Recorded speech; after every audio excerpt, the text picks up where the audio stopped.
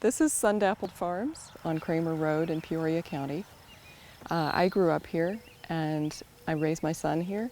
My sister and I run a small produce and livestock operation here, as well as offering farm stays.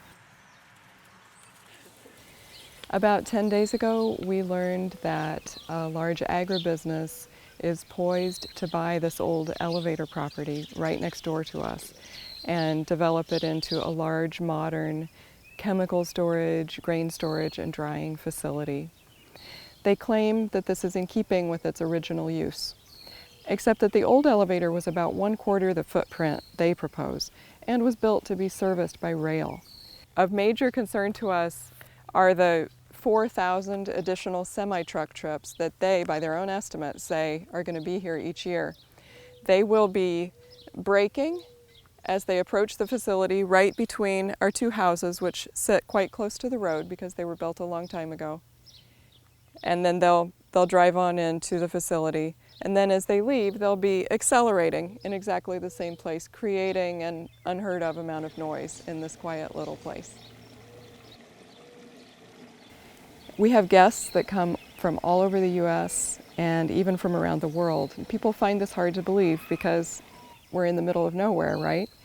But we notice that families really, they crave a rural connection. They want their children to experience gathering eggs and milking the cow.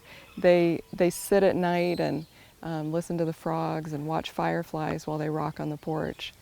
Most people describe it almost as magical, being on this farm.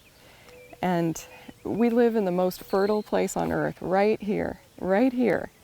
And yet, the people in our communities are moving farther and farther away from the soil, farther away from food that's grown here.